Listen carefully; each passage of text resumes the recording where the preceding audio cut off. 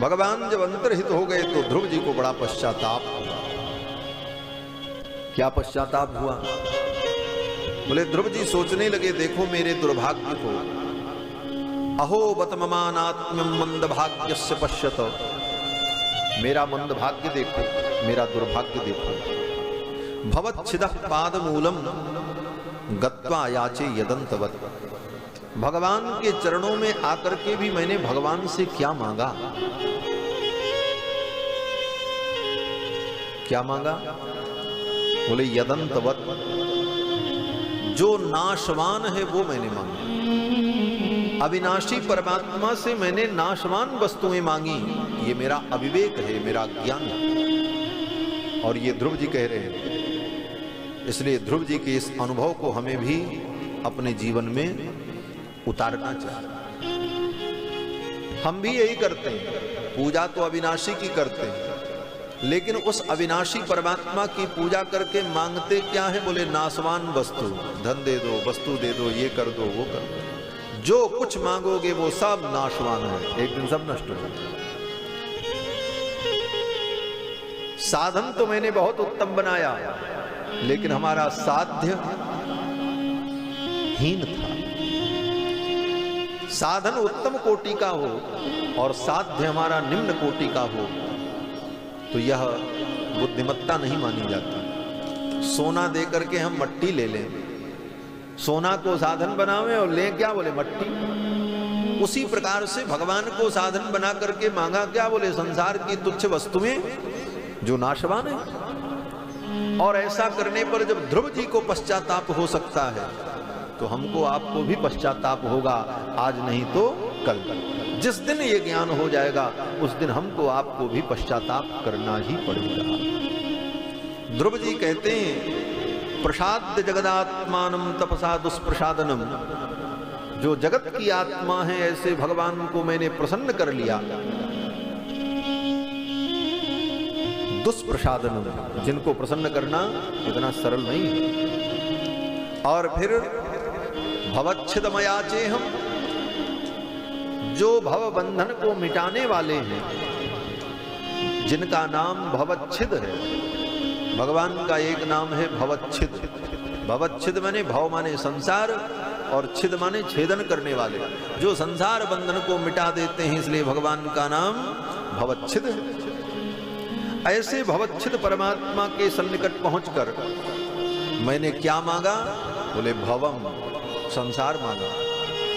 जो संसार मिटाने वाले हैं उन्हीं से हमने संसार मांगा। इसको आप इस तरह समझो कि जो वैद्य रोग को दूर करता है उसी वैद्य से जाकर के कहें कि ऐसी सुई लगा दो कि हमको रोग पैदा हो। मतलब यही ना हुआ कि भाई जो रोग का निराकरण करने वाला है उस रोग के निराकरण करने वाले व्यक्ति से ही हम जाकर के रोग मांग लें। इससे बड़ी मूर्खता और क्या हो सकता है? इसीलिए ध्रुव जी कहते हैं कि भवच्छिदमयाचे हम भवम भाग्य विवर्जितः। भव बंधन को मिटाने वाले परमात्मा से मैंने भव का बंधन ही मांगा, क्योंकि मेरा दुर्भाग्य था। भवम भाग्य विवर्जितः, लेकिन अब तो मांग चुके थे, इसलिए इसको तो भोगना ही है। और फिर ध्रुव जी आए, पिताजी ने स्वागत किया और पिताजी ने राज सिंहासन पर बैठा करके इनका राज्याभिषेक कर दिया। ध्रुव जी महाराज राजा हुए और फिर धर्म पूर्वक ध्रुव जी महाराज ने 36,000 वर्ष राज्य किया। ये भगवान के परम भक्त श्री ध्रुव जी महाराज 36,000 वर्ष राज्य करते हैं। और जब वृद्धावस्था आई तो अपना राज्य अपने पुत्र को देकर उत्तराखंड में तप करने के लिए चले। बद्रीनाथ धाम में जाकर के इन्होंने तप किया, भगवान की आराधना की और इनके लिए भगवान ने दिव्य विमान भेजा। विमान आया, उस विमान में बैठे हुए जो वैमानिक पुरुष थे, विमान के जो परिचालक थे, उन परिचालकों ने ध्रुव जी से कहा कि भो भो राजन सुभद्रम ते वाचम नो वहितः शृणु। हे राजन, आप मेरी बात को सावधानी पूर्वक सुने। 5 वर्ष की अवस्था में आपने जिन प्रभु श्री हरि को प्रसन्न किया था, हम उन्हीं के सेवक हैं और उन्हीं की आज्ञा से ये विमान लेकर के आए हैं और अब आपको उनके पास चलना। ध्रुव जी महाराज ने उस विमान के परिचारकों को प्रणाम किया, विमान की परिक्रमा की और विमान में बैठने चले। विमान में जब बैठने चले तो एक देवता सामने प्रकट हुआ। देवता ने हाथ जोड़ करके कहा, मेरी भी बात सुन लो। ध्रुव जी ने कहा, आप कौन हैं? तो उस देवता ने कहा, मैं मृत्यु देवता हूं। बोले, मृत्यु देवता? बोले, हाँ, ये मृत्यु लोक है। इस मृत्यु लोक से बिना मरे कोई नहीं जा सकता। सबको मृत्यु का मुख देखना पड़ेगा, तभी इस लोक से कोई बाहर जाएगा। इसका नाम ही मृत्यु लोक है। लेकिन हे राजन, आप भगवान के परम भक्त हैं, मैं आपका स्पर्श नहीं कर सकता, मेरे अंदर साहस नहीं है। लेकिन मृत्युलोक की मर्यादा के लिए आप स्वयं कृपा करके मेरा स्पर्श कर दो, जिससे मृत्युलोक की मर्यादा बची रहे। और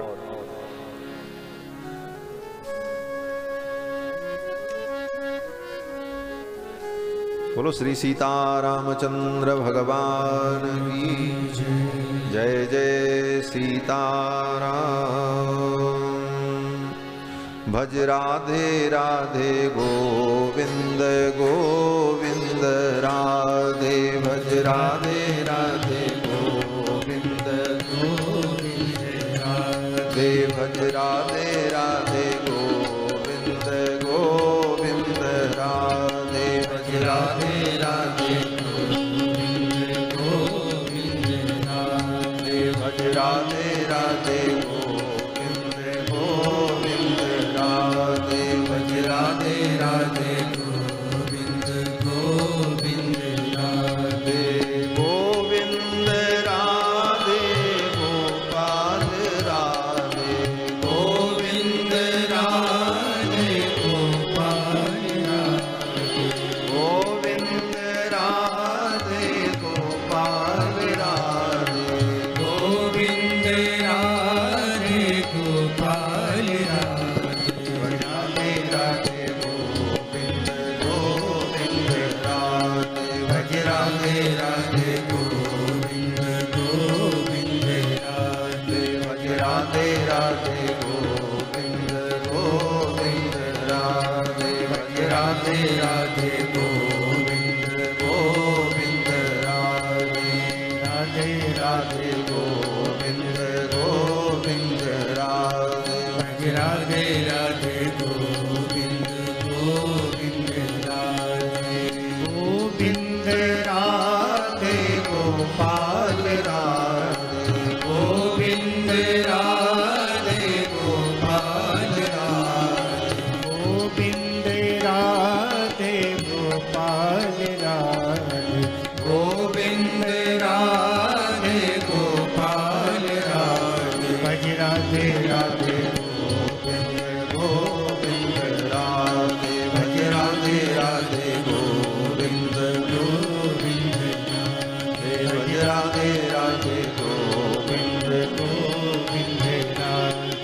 भज राधे राधे गोविंद गोविंद राधे। राधे राधे गोविंद गोविंद राधे। भज राधे राधे गोविंद गोविंद राधे। गोविंद राधे गोपाल राधे। बोलो श्री गोविंद भगवान की जय। से मृत्यु देवता के मस्तक का स्पर्श किया और सीधे विमान में बैठ गए। श्री मैत्रेय जी महाराज कहते हैं, मृत्योर मूर्धनि पदम दत्वा, मृत्यु के मस्तक पर पैर देकर ध्रुव जी महाराज विमान में बैठे। इसका मतलब बोले भगवान की भक्ति के द्वारा मृत्यु को भी जीता जा सकता है, ये सिद्ध हुआ। अर्थात ध्रुव ने मृत्यु को भी जीत लिया। ये बात अलग है कि मृत्यु लोक का जीवन स्थायी नहीं है, लेकिन मृत्यु का साहस नहीं कि मृत्यु ध्रुव का स्पर्श कर ले। भगवत भक्ति के प्रभाव से ध्रुव ने मृत्यु को भी जीत लिया और स्वयं मृत्यु के मस्तक पर पैर देकर सशरीर ध्रुव जी महाराज विमान में बैठ गए। और केवल ध्रुव ने नहीं, कितने लोगों ने इस संसार में भगवत भक्ति के प्रभाव से अपनी मृत्यु को जीत लिया। केवल सतयुग त्रेता द्वापर में नहीं, इस कलयुग में भी मीरा जी ने अपनी मृत्यु को जीत लिया।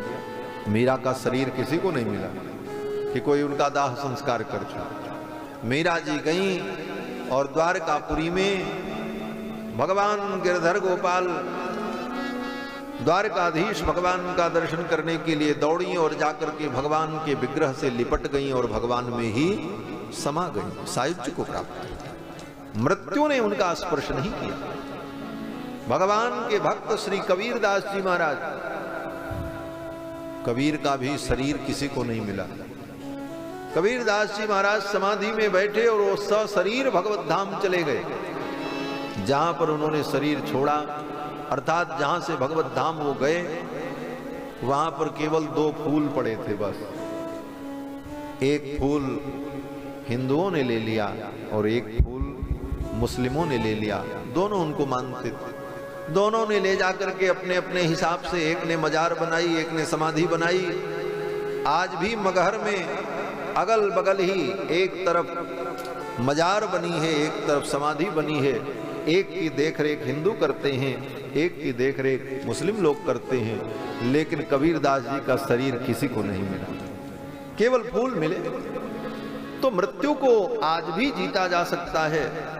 जिस मृत्यु को जीतने का तरीका ढूंढने के लिए विज्ञान परेशान है, क्या करें कि मनुष्य को मरना न पड़े, मृत्यु को हम जीत लें।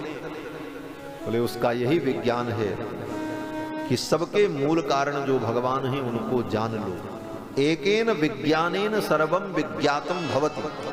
उपनिषद कहता है कि उस एक परमात्मा के विज्ञान से सब कुछ जाना जा सकता है, क्योंकि वही ज्ञान का मूल है।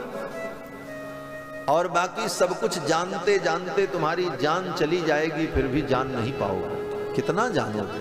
100 वर्ष की आयु में कितना जान पाओगे? जितना पहले से लोगों ने जान करके अपने ज्ञान को लिपिबद्ध किया, उतना पढ़ भी नहीं पाओगे। जानना तो दूर की बात है। कितना मनुष्य जानेगा?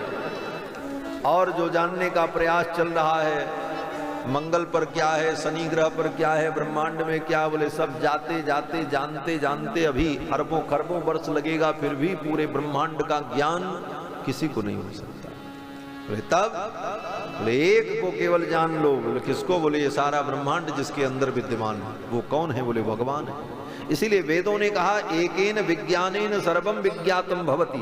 उस एक परमात्मा के विज्ञान से सब कुछ जाना जा सकता है। यथा एकेन मृत्पिंडेन सर्वम मृण्मयम विज्ञातम भवति। जिस प्रकार ये संपूर्ण पृथ्वी मिट्टी की है और मिट्टी के द्वारा निर्मित लाखों करोड़ों घड़े रखे हों, तो एक मिट्टी का घड़ा उठा करके आपने देख लिया ये मिट्टी का है, तो अब जितने घड़े हैं सब घड़े को देखने की जरूरत नहीं है, आपको ज्ञान हो गया सब मृण्मय है, सब मिट्टी के ही। तो उसी प्रकार एकेन विज्ञानेन सर्वम विज्ञातम भवति। एक परमात्मा के विज्ञान से संपूर्ण सृष्टि के परमाणु परमाणु का विज्ञान होगा। बोले महाराज इतना ज्ञान कैसे हो जाएगा? वेदों में कहा गया कि जब जीवात्मा अपनी साधना के द्वारा ब्रह्म को, परमात्मा को प्राप्त कर लेता है, तो परमात्मा के समान ही हो जाता है। ब्रह्मविद ब्रह्मैव भवति। ब्रह्मविद ब्रह्मैव भवति। ब्रह्म को जानने वाला ब्रह्म के समान ही हो जाता है। जानत तुम ही होए जाई, गोस्वामी जी कहते हैं। इसका मतलब, बोले भगवान के समान हो जाने का मतलब कि भगवान को जितना ज्ञान है उतना ही ज्ञान इस जीवात्मा को भी होगा। जितना भगवान का ज्ञान है, भगवान परमाणु परमाणु को जानते हैं। अनंत अनंत ब्रह्मांड, उन अनंत अनंत ब्रह्मांड के पृथ्वी जल तेज वायु आकाश 5 तत्वों के अनंत अनंत परमाणु, और इस अनंत अनंत सृष्टि में अनंत अनंत जीवात्मा, उन अनंत अनंत जीवात्माओं के अनंत अनंत जन्मों के अनंत अनंत पाप पुण्य रूपी कर्म, इन सब का हर क्षण प्रत्यक्ष अनुभव करते रहते हैं भगवान। ऐसे सर्वज्ञ हैं। यह सर्वज्ञ सर्वविद। तो वह सर्वज्ञता जीवात्मा को प्राप्त हो जाती है। कब? बोले मोक्ष की दशा में, परमात्मा प्राप्ति हो जाने के बाद। इसीलिए वेदों ने कहा कि ब्रह्मविद ब्रह्मैव भवति, ब्रह्म को जानने वाला ब्रह्म के समान हो जाता है। तो श्री ध्रुव जी महाराज ने मृत्यु को जीत लिया और उस विमान में बैठे, विमान चल पड़ा। ध्रुव जी को परम आनंद की अनुभूति होने लगी और तब तक ध्रुव जी ने सोचा, अरे आज मैं भगवान के परम धाम को जा रहा हूं, मुझे उत्तम लोक की प्राप्ति होने जा रही है, लेकिन ये सब क्यों हुआ? बोले मेरी मां के कारण। मेरी मां अगर मुझे प्रेरणा देकर के जंगल में तप करने के लिए न भेजती तो आज मुझे इस पद की प्राप्ति न होती। वो मेरी मां कहां होगी? मेरी मां की क्या दशा भई होगी? मेरी मां को किस लोक की प्राप्ति भई होगी? वो कहां होगी? ये सोच करके ध्रुव जी महाराज दुखी होने लगे, अपने मां का चिंतन करने। ध्रुव जी के इस दुख को देखकर विमान में बैठे हुए जो परिचारक थे, उन परिचारकों ने कहा, महाराज आप चिंता न करें, अपनी मां के विषय में आप चिंतन कर रहे हैं, दुखी हो रहे हैं, आपको दुखी होने की जरूरत नहीं है। वो देखो आपके विमान के आगे आगे जो विमान चल रहा है, उस विमान में आपकी मां बैठ करके वैकुंठ जा रही है, उनके लिए भी रास्ता तैयार है। उनका विमान आपके विमान के आगे चल रहा है। वैमानिक पुरुषों ने उस विमान का जब दर्शन कराया, दर्शयामास देवीं पुरो यानेन गच्छतीं, जिस विमान में बैठ करके ध्रुव जी जा रहे थे, उस विमान के आगे एक विमान चल रहा है और ध्रुव की मां उस विमान में बैठ करके भगवत धाम जा रही है। उस धाम की प्राप्ति उनकी मां को बिना साधना के ही और ध्रुव से पहले प्राप्ति हो रही। क्या कारण? कौन सा साधन किया मां ने? बोले इसका उत्तर वेदों में मिलेगा। भगवान के अनन्य भक्त होते हैं, उन भक्तों से जिनका संबंध होता है वे भी उस परम पद के अधिकारी हो जाता है, उनको भी वो परम पद प्राप्त हो। संबंध बल से। कैसा संबंध बल? बोले अंधो नंद ग्रहण वशगो याति रंगेश यद्वत्। जैसे अंधा व्यक्ति कहीं जा नहीं सकता, लेकिन आंख वाले का हाथ पकड़ ले तो पहाड़ पे भी चढ़ सकता है। क्यों? बोले आंख वाले का साथ उसने कर लिया है, इसलिए उसका सहयोग पा करके वो पहाड़ पे भी चढ़ सकता है। पंगुर नवका कुहर निहितो नियते नाविकेन। पंग व्यक्ति, लूला लंगड़ा व्यक्ति चल नहीं सकता, लेकिन अगर उसको नाव का सहारा मिल जाए तो बड़ी से बड़ी नदी को भी वो पार कर जाता है। उसी प्रकार हमारे अंदर कोई योग्यता न हो, हमारे अंदर भजन साधन पूजन कुछ न हो, लेकिन भगवान के परम भक्तों से अगर हमारा संबंध है, हम उनको अपना मानते हैं, उनसे हम जुड़े हुए हैं, उनसे हमारा लगाव है, तो उस संबंध के कारण हमको भी भगवान की प्राप्ति हो जाए, भले हमारे अंदर वो योग्यता न हो। किस प्रकार से? बोले तीसरा उदाहरण देते हुए कहते हैं, भुंगते भोगान अविदित नृपः सेवकस्यार्भकादि। उनको भी वही भोग मिलता है, वही भोजन मिलता है जो राजा को मिलता है। और उनको ही नहीं, उन नौकरों के जो बच्चे हैं, जिनको पता ही नहीं है कि राजा किसको कहते हैं, रंक किसको कहते हैं, उनको भी वही राजभोग खाने को मिलता है। क्यों? बोले वो संबंध बलम में महद्भाष्यकारानुबंध। इसीलिए हमारे यहाँ आचार्यों ने कहा कि गुरुजनों से, संतों से, भगवत भक्तों से अगर हमारा संबंध है तो वह संबंध भी हमारा कल्याण कर देगा। अगर जीवन में हम साधन भजन नहीं भी कर पाए तो चिंता की बात नहीं है, भगवान के भक्तों से जुड़े रहेंगे तो हमारा भी कल्याण हो जाएगा। और वेदों में तो यहां तक कहा गया, छांदोग्य उपनिषद में मंत्र आया कि स यदि पितृलोक कामो भवति संकल्पा देवास्य पितरः समुपतिष्ठन्ति। छांदोग्य उपनिषद कहता है कि जब कोई जीवात्मा मुक्त होकर भगवान के धाम को जाता है और वहां जाते समय अथवा पहुंचकर वो जीवात्मा अपने पिता का स्मरण कर ले, स यदि पितृलोक कामो भवति तो संकल्पादेवास्य पितर समुपतिष्ठन्ति। उस भक्त के संकल्प मात्र से उसके अनेक जन्मों के पिता भी वहां उपस्थित हो जाते हैं, उनको भी मुक्ति मिल जाती है। कोई जीवात्मा वैकुंठ में पहुंच जाए और वहां जाकर के उसे अपने पिता की स्मृति हो जाए, और एक जन्म के पिता नहीं 10, 15, 50 लाख जन्म के पिता का उससे स्मरण हो जाए कि वो कहाँ होंगे मेरे पिता, उस जन्म वाले पिता कहाँ होंगे, उस जन्म वाले पिता कहाँ। तो संकल्पादेवास्य पितरः, उसके संकल्प मात्र से उसके अनेक जन्मों के पिता वहां उपस्थित हो जाते हैं और उसके संबंध से उनको भी मुक्ति की प्राप्ति हो जाती है, ऐसा वेदों ने कहा। स यदि मातृलोक कामो भवति संकल्पादेवास्य मातरः समुपतिष्ठन्ति। फिर उपनिषद कहता है आगे कि वो अपनी मां का अगर स्मरण करे तो उसकी माताएं वहां उपस्थित हो जाती हैं। बोले केवल माता पिता ही नहीं, स यदि सखी लोक कामो भवति संकल्पादेवास्य सख्य समुपतिष्ठन्ति। उसके जितने मित्र हैं कर ले तो वह भी मुक्त होकर के वहां पहुंच जाते हैं। बोले महाराज मुक्ति इतनी सरल है, एक व्यक्ति के स्मरण करने से हजारों हजारों मुक्त हो जाएंगे बिना साधन के? बोले हाँ हो जाते हैं। मुक्ति भगवत कृपाजन्य है, और कितना भी प्राणी मुक्त हो जाएं फिर भी ये सृष्टि चलती रहती है। लोग कहते हैं महाराज इतने लोग मुक्त हो रहे हैं अनादिकाल से, कितने जीवों को मुक्ति मिल रही है, और एक एक बार में आप बता रहे हो थोक थोक में मुक्त होते हैं। उसने अपने अनेक जन्मों के पिता का स्मरण किया, सब मुक्त हो गए।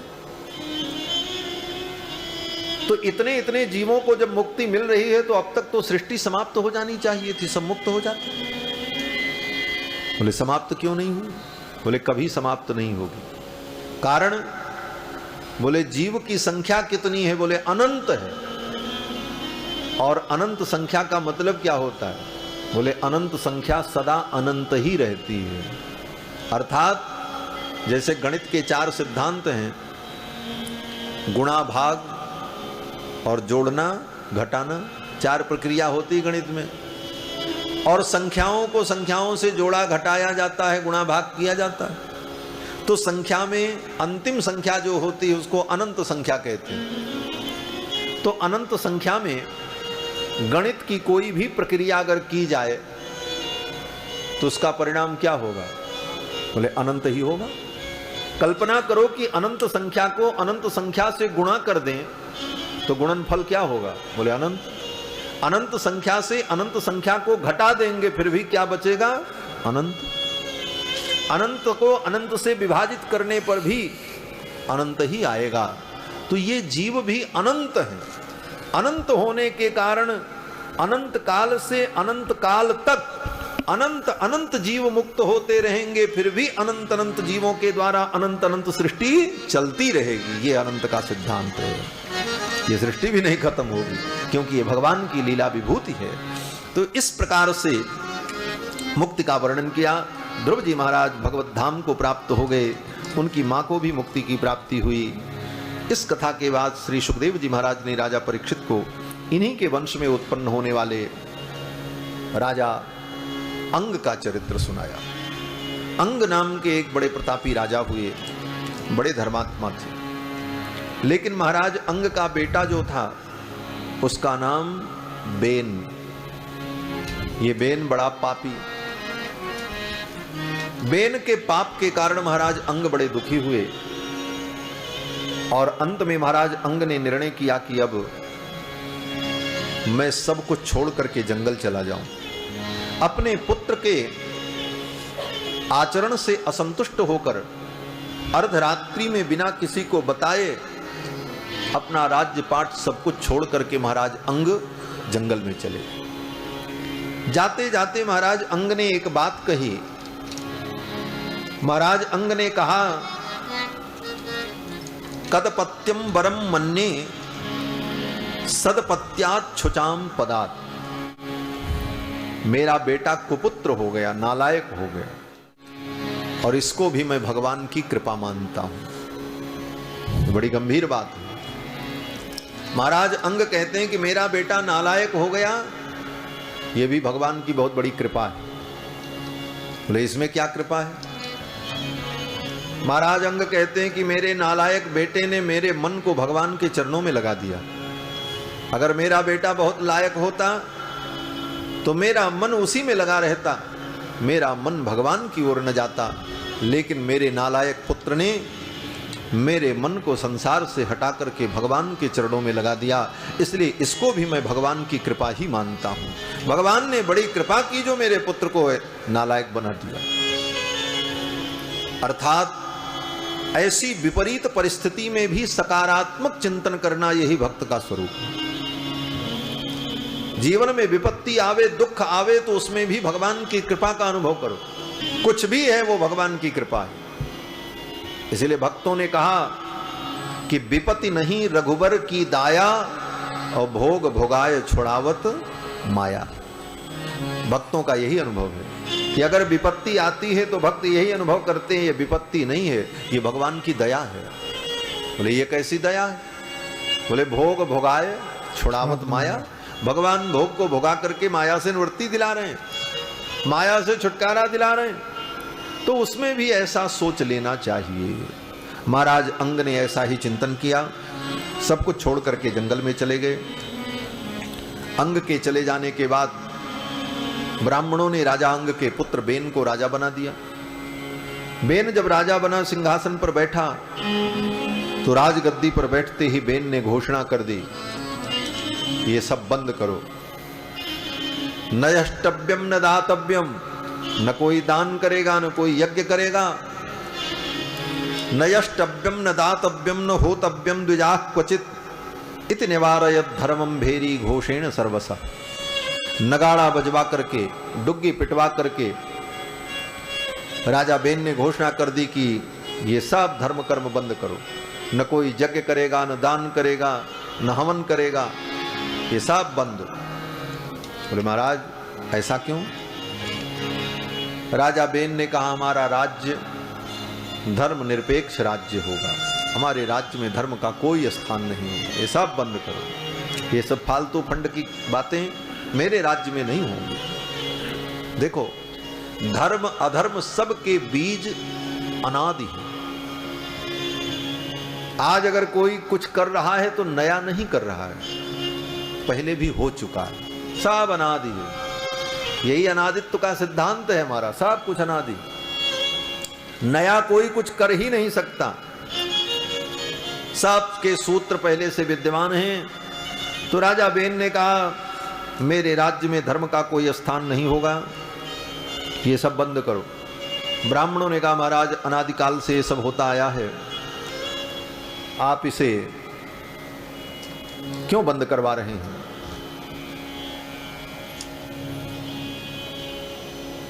तो राजा ने कहा, इनकी क्या आवश्यकता है? तो ऋषियों ने कहा, यह धर्म है। तो राजा बेन ने कहा कि बालिशा बतयूयम में अधर्मे धर्म मानिनः। आप लोग अभी बालक हो, आपकी बुद्धि ठीक नहीं है, आपने अधर्म को ही धर्म मान लिया। ऋषियों ने कहा, यह अधर्म कैसे है? तो राजा बेन ने कहा कि ये वृत्तिदम पतिम हित्वा जारम पतिम उपासते। जैसे कोई स्त्री अपने उस पति को छोड़कर, जो पति उसे भोजन देता हो, वस्त्र देता हो, उसका संरक्षण करता हो, ऐसे पति को छोड़कर जारम पतिम उपासते, किसी पर पुरुष की उपासना करे तो वो अधर्म है।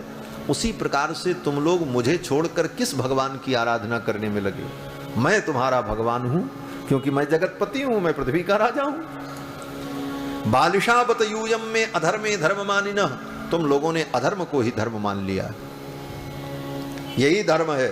मेरी सेवा करो, और ये जो यज्ञ आगादि करते हो ये सब भाग मुझे प्रदान करो। बलिम च मह्यम हरत, ये पूजा बलि भाग जो देवताओं को देते हो, मह्यम हरत मत्योन्य कोग्र भुक्पमान, इसका भोग करने वाला मेरे अतिरिक्त और कौन हो सकता है। इस प्रकार जब राजा बेन ने कहा तो ब्राह्मणों को अच्छा नहीं लगा। ऋषियों ने कहा इस दुष्ट को दंड देना पड़ेगा।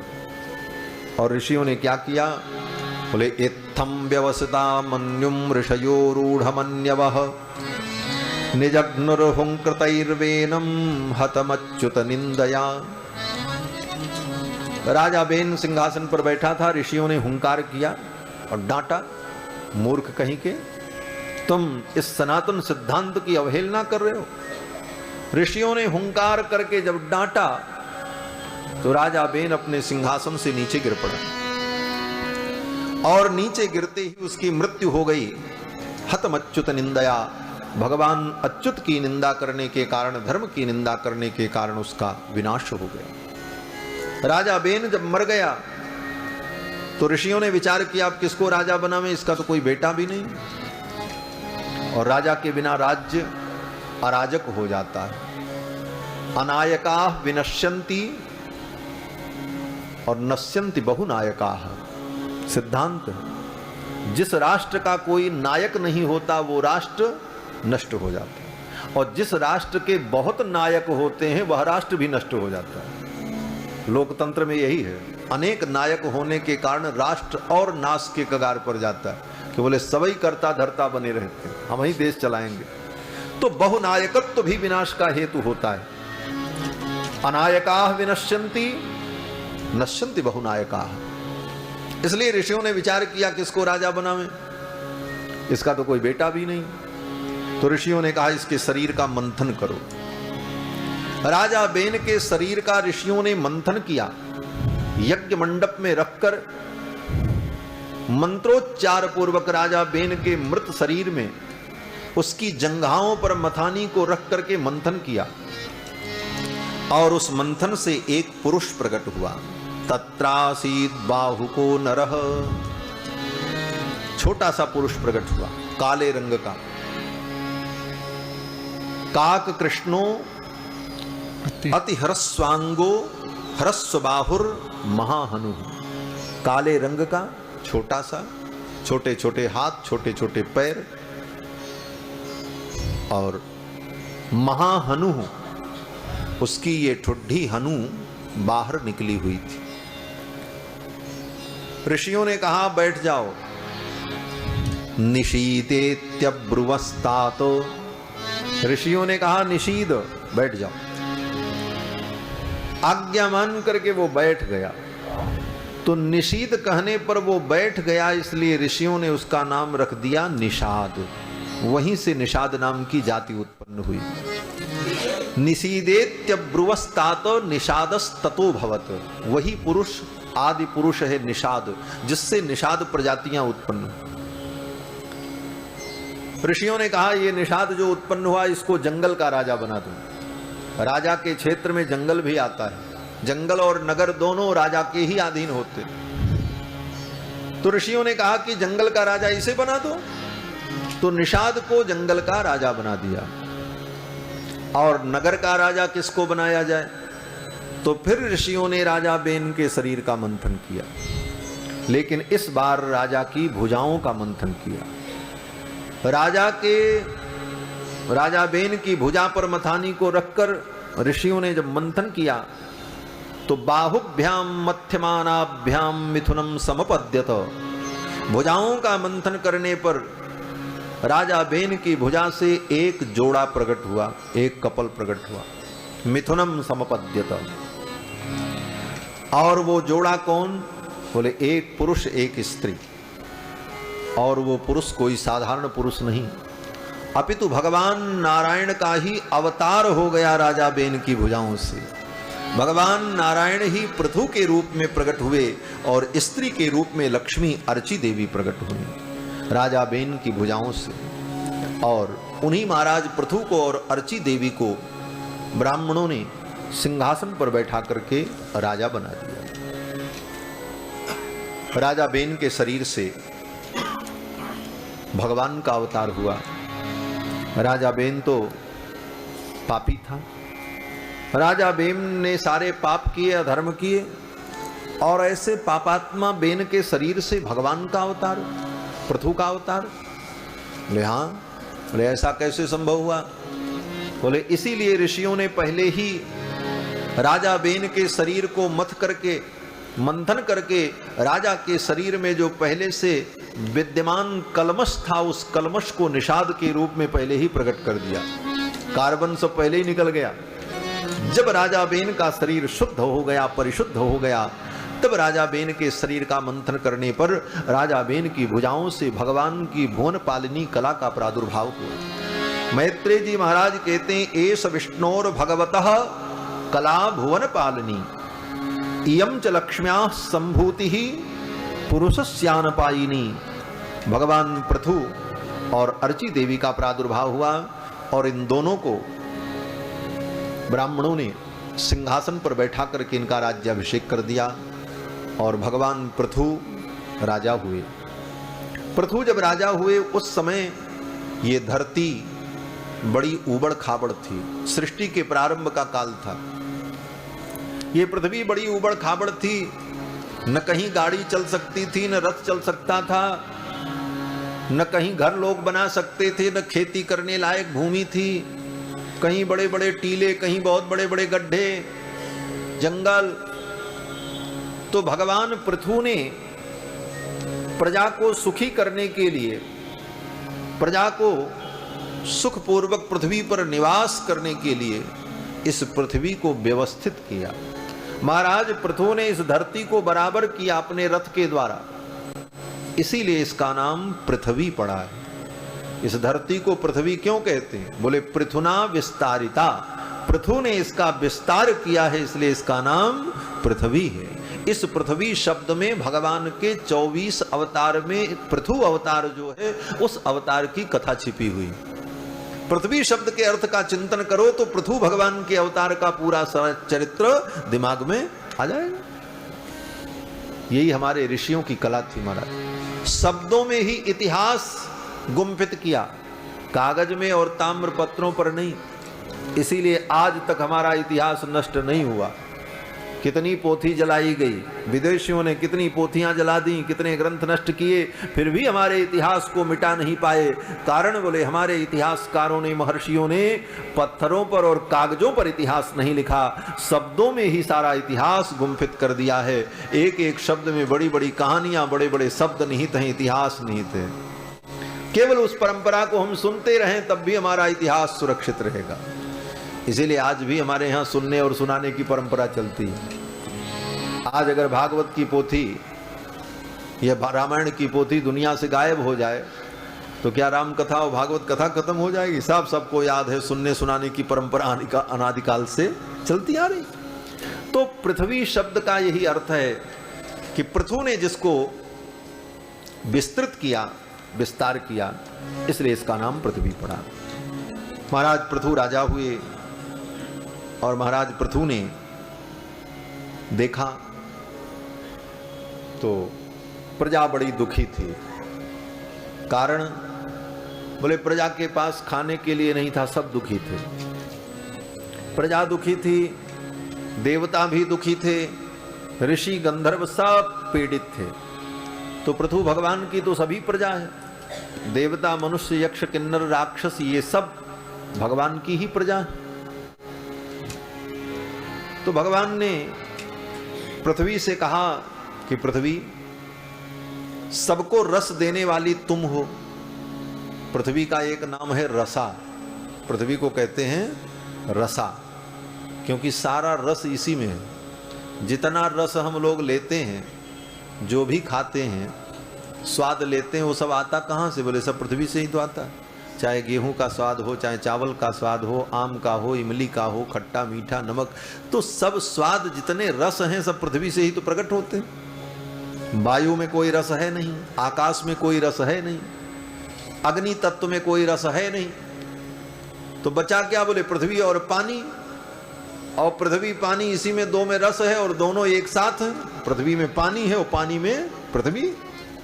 तो दोनों रस के जो मूल आधार हैं, इसीलिए पृथ्वी का नाम है रसा। सारा रस इसी में। तो प्रभु भगवान ने कहा संपूर्ण प्रजा दुखी है और तुमने अपने रस को छिपा रखा है। मेरी प्रजा के लिए सारे रस प्रकट करो। फिर भी पृथ्वी ने नहीं सुना। जब पृथ्वी ने नहीं सुना भगवान पृथु की बात को, तो पृथु भगवान ने अपना धनुष बाण उठा लिया। पृथु भगवान को पृथ्वी पर क्रोध आ गया। वसुधे त्वाम बधिष्यामि। भगवान पृथु ने कहा है वसुधे, मैं तेरा वध कर दूंगा, तुझे मार डालूंगा। वसुधे त्वाम बधिष्यामि मच्छासन परांगमुखीन। मेरे शासन से परांगमुख होकर तुम मेरी प्रजा को दुख दे रही हो, मैं तुम्हें मार डालूंगा। पृथ्वी को मारने के लिए भगवान उद्यत हो गए। क्यों? बोले अपने पुत्रों के दुख को भगवान देख नहीं सके। बोले पृथ्वी तो भगवान की पत्नी है भूदेवी।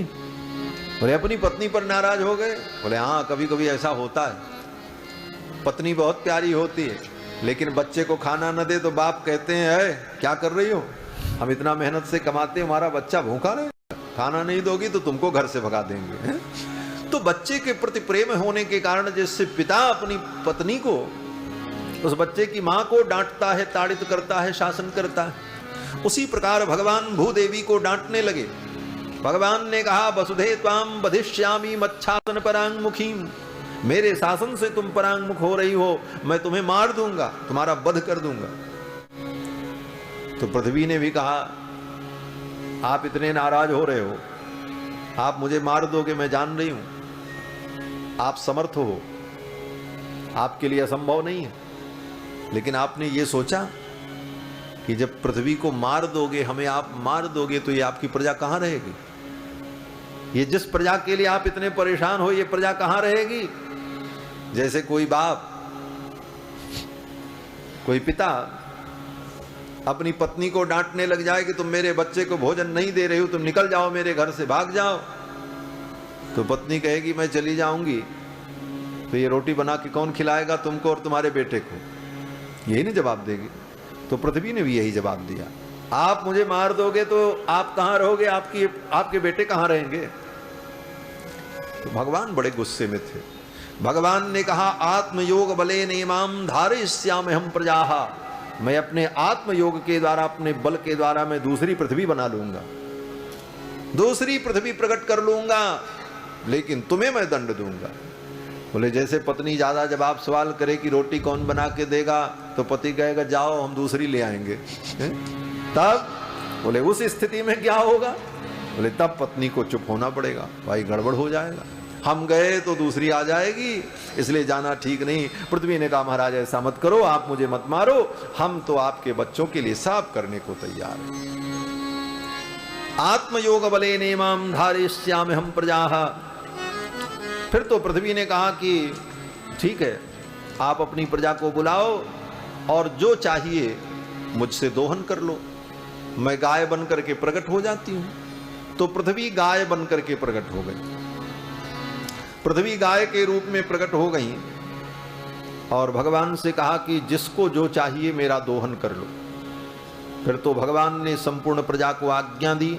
देवता, यक्ष, किन्नर, गंधर्व, राक्षस, ऋषि, मनुष्य, सबको भगवान ने कहा कि तुम लोग अपने अपने मन के अनुकूल पदार्थ का दोहन कर लो, जो रस तुम्हें प्रिय हो वो रस तुम प्राप्त कर लो। सब आए और सब ने दोहन किया। क्या दोहन किया? कहते हैं वत्सम कल्पय मे वीर एनाहम वत्सला तव धोक्षे क्षीरमयान कामान अनुरूपम च दोहनम। पृथ्वी ने कहा कि जो दोहने आएगा वो बछड़ा अपने साथ लेकर के आएगा। हाँ, बिना बछड़ा के गाय दूध थोड़ी देती।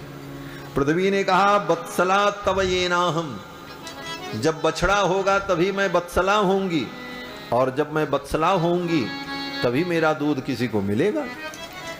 तो भगवान ने कहा ठीक।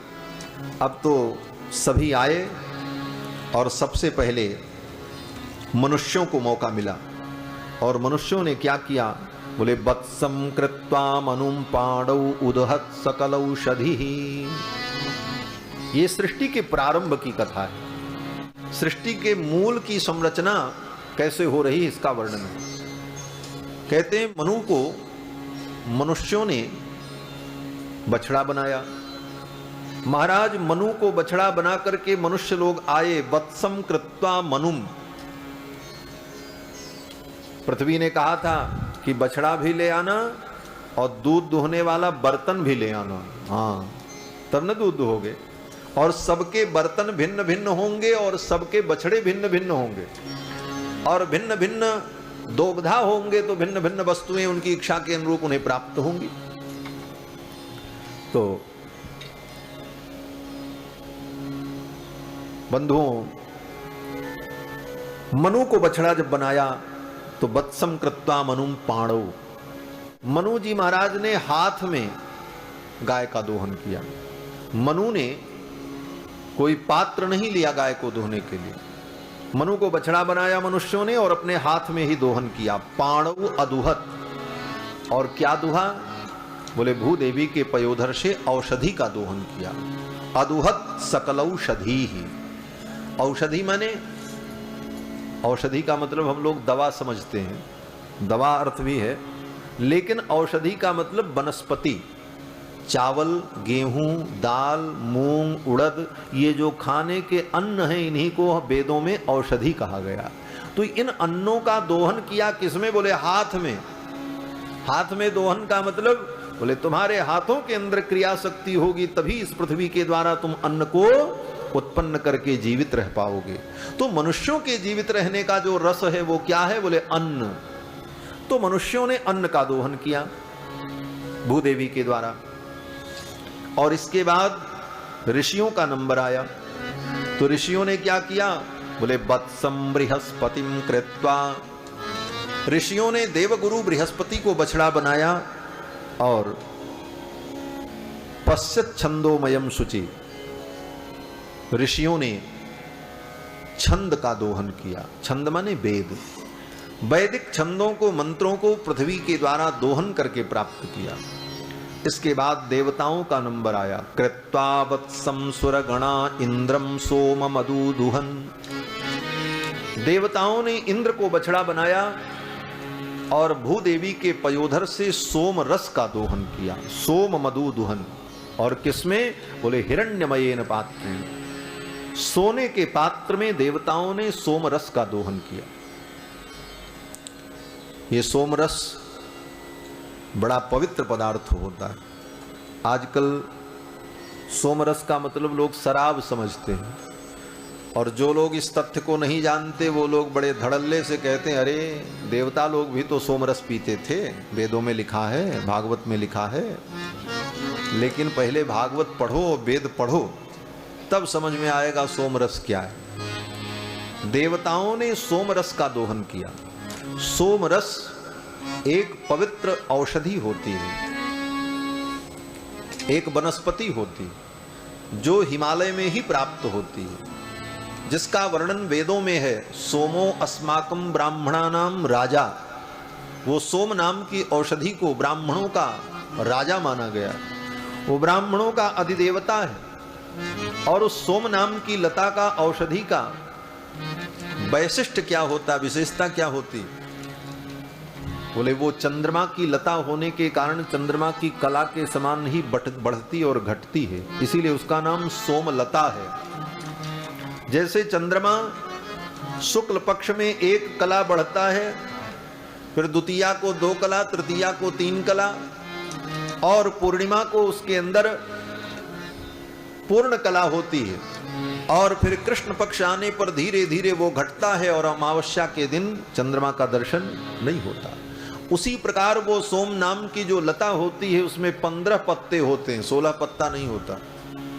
प्रतिपदा को 1 पत्ता रहेगा, द्वितीया को 2रा पत्ता, तृतीया को 3रा पत्ता, पूर्णिमा को 15 पत्ते रहेंगे, और कृष्ण पक्ष जब प्रारंभ होगा तो 1-1 पत्ते झड़ते चले जाते हैं, और अमावस्या के दिन उसमें 1 भी पत्ता नहीं रहता, केवल वो लता मात्र रहती है, डंडी मात्र रहती है। ऐसी जो विलक्षण लता है उसका नाम सोमलता है। और उस सोमलता को ला करके वैदिक मंत्रों के द्वारा उसे पीस करके उसका रस निकालकर भेड़ के कंबल में छान करके और बड़े बड़े चमस पात्रों में रखकर यज्ञ में देवताओं को उसी से आहुति दी जाती है, उसका नाम सोमरस है।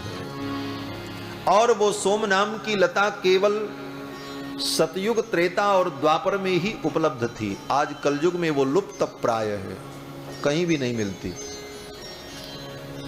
इसीलिए मीमांसा शास्त्र में कहा गया है, सोमा भावे पूतिका ग्राह्या।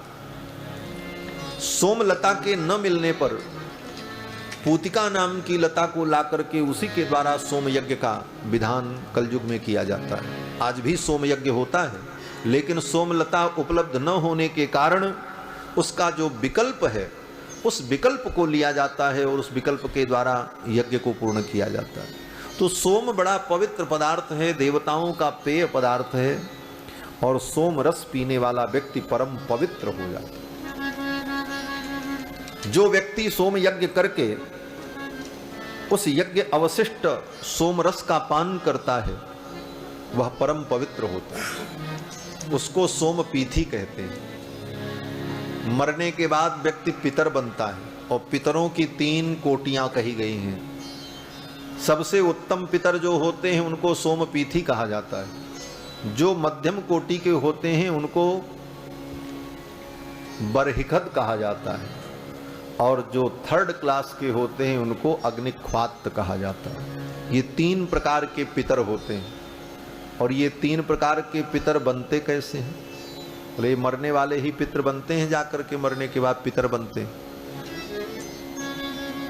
तो ये व्यक्ति अगर अपने जीवन में वैदिक विधान से सोम यज्ञ करके सोम रस के द्वारा देवताओं को संतुष्ट करते हैं यज्ञ में, तो ऐसे व्यक्ति जब मरते हैं तो वो सोम पीथी नाम के पितर बनते हैं, क्योंकि उन्होंने सोम यज्ञ किया है अपने जीवन में। और जिसने सोम यज्ञ नहीं किया, बाकी छोटे मोटे यज्ञ किए, वो लोग मरने के बाद जब पितर बनते हैं तो वो बरहिखद नाम के पितर बनते हैं। और जिन्होंने जीवन में कोई यज्ञ नहीं किया, अग्नि को कुछ नहीं खिलाया, अपितु मरने के बाद अपना शरीर ही अग्नि को खिलाया मात्र, मरने के बाद शरीर अग्नि में ही जलाया जाएगा। जीवन भर तुमने अग्नि को कुछ नहीं खिलाया, अग्नि से तुम खाते रहे, अग्नि पर पका पका करके तुम खाते रहे, अपना स्वाद लेते रहे, लेकिन अग्नि को तुमने कुछ नहीं खिलाया। अंत में उस अग्नि ने तुम्हारे उस शरीर को खाया जिस शरीर को तुमने जीवन भर खिलाया। तो ऐसा जो प्राणी निकृष्ट कोटि का प्राणी है, वो व्यक्ति मरने के बाद जब पितरों की कोटि में जाता है तो वो अग्निख्वात नाम का पितर होता है, सबसे 3rd क्लास का पितर। उसे पितृलोक में कोई सुख नहीं मिलता, रहता तो पितृलोक में है, लेकिन उसे उन सुखों की प्राप्ति नहीं होती। अस्तु, बात इतनी सी है कि सोम रस परम पवित्र पदार्थ है, सोम कोई शराब नहीं है। तो देवताओं ने भूदेवी के पयोधर से सोम रस का दोहन किया, और इसके बाद दैत्यों का नंबर आया। देवताओं के बाद दैतेया दानवा वत्सम प्रहलादमसुरषभम विधाया दूदुहन क्षीरम अयः पात्रे सुरासवम। जब दैत्यों का क्रम आया तो दैत्यों ने प्रहलाद जी को बछड़ा बनाया और लोहे के पात्र में भूदेवी के पयोधर से सुरा का दोहन किया, शराब का दोहन किया। यहीं पर दोनों स्पष्ट है, शराब अलग है और सोमरस अलग है। देवताओं का पेय पदार्थ सोमरस है और दैत्यों का पेय पदार्थ शराब है। दैत्यों ने लोहे के बर्तन में शराब को दुहा और देवताओं ने स्वर्ण के पात्र में सोमरस का दोहन किया। हिरण्यमयेन पात्रेण वीर्य मोजो बलम पयः। सोमरस की विशेषता क्या है? बोले वीर्यवर्धक, ओजवर्धक, बलवर्धक वो पेय पदार्थ है। और सुरा जो है, बोले सुरा बुद्धि विनाशिनी। सुरा तो बुद्धि का विनाश करने वाली है। और बुद्धि का क्या विनाश करती है? बुद्धि की चेतना शक्ति को विकृत कर देती है। लोग कहते महाराज शराब पीने से सारे दुख दूर हो जाते हैं, कहते ना। एक गाना भी बना था फिल्म में कि पीते हैं गम भुलाने को, कहते ना कि दम मारो दम मिट जाए गम। ये कोई नई बात नहीं कही, इसका भी प्रमाण है। एक दिन मैं वाल्मीकि रामायण पढ़ रहा था तो दिमाग में सारी बातें रहती हैं और कोई उससे जुड़ी बातें कहीं मिलती हैं तो तुरंत वो बात समझ में आती है। तो वाल्मीकि रामायण का मैं पारायण कर रहा था तो सुंदर कांड में एक प्रसंग आया कि हनुमान जी महाराज जब श्री जानकी जी का पता लगाने के लिए लंका में पहुंचे तो राक्षसियां सीता जी को चारों तरफ से घेर करके बैठी थी। तो उसमें शूर्पणखा नाम की एक राक्षसी थी, यही शूर्पणखा जिसकी नाक कटी थी। तो शूर्पणखा ने कहा और राक्षसियों ने कहा कि चलो इस मानुषी को मार करके हम लोग खा जाएं। तो एक ने कहा कि भाई देखो लड़ाई न हो, मैं तो इसके हृदय को खाऊंगी। दूसरी ने कहा मैं इसका सिर खाऊंगी।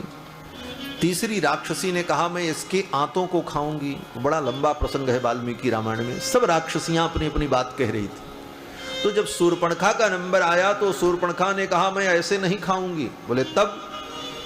बोले सुरामानीयताम क्षिप्रम, इस मानुषी के मांस को खाने के पहले मैं शराब पीऊंगी, सुरा मंगाओ। शूर्पणखा ने कहा सुरामानीयताम क्षिप्रम, और कैसी सुरा? बोले सर्व शोक विनाशिनी, जो समस्त प्रकार के शोकों का विनाश कर देती है। तो सर्व शोक विनाशिनी सुरा किसके लिए होती? बोले दैत्यों के लिए। दैत्यों ने कहा, शूर्पणखा ने कहा कि सुरामानीयताम क्षिप्रम सर्व शोक विनाशिनी। उसी पंक्ति का अनुवाद आज की फिल्मी दुनिया वालों ने कर दिया, पीते हैं गम भुलाने को। शूर्पणखा ने भी यही कहा कि सुरा ले आओ, सुरा पीने पर जो शोक है वो नष्ट हो जाता है, शोक विनाशिनी है ये। और मानुषीम मांस मास्वाद्य, इस मानुषी के मांस को मैं खा करके नृत्यामोथ निकुंभिलाम, निकुंभिला नाम की इस वेदी पर मैं नृत्य करूंगी, नाचूंगी। तो शराब पीने पर बुद्धि विकृत हो जाती है और सोमरस परम पवित्र है। इस प्रकार सभी लोगों ने अपने अपने मन के अनुकूल पदार्थ का दोहन किया।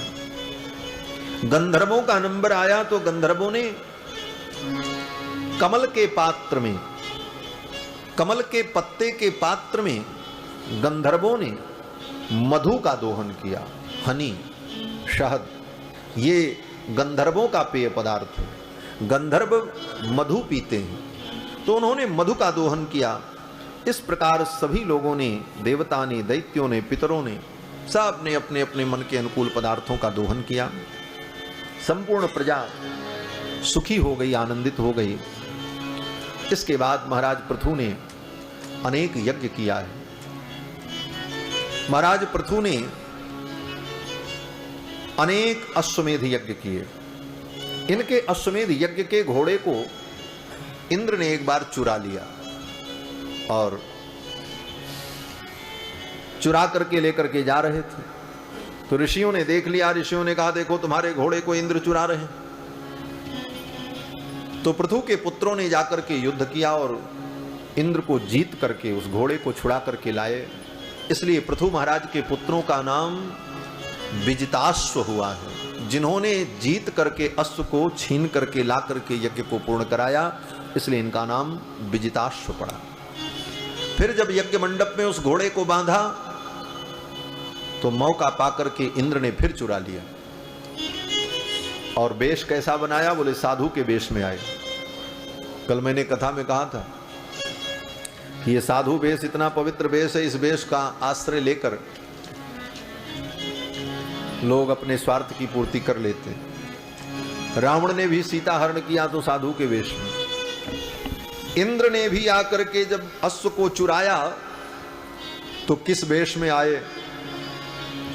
बोले लाल लाल लाल रंग का कपड़ा पहने हुए, गले में बड़ी बड़ी मालाएं मत्थे पर त्रिपुंड और हड्डियों की माला, इस प्रकार अघोरी वेश धारण करके इंद्र ने आकर के अश्व को चुराया। जब पृथु के पुत्रों ने इंद्र को पकड़ लिया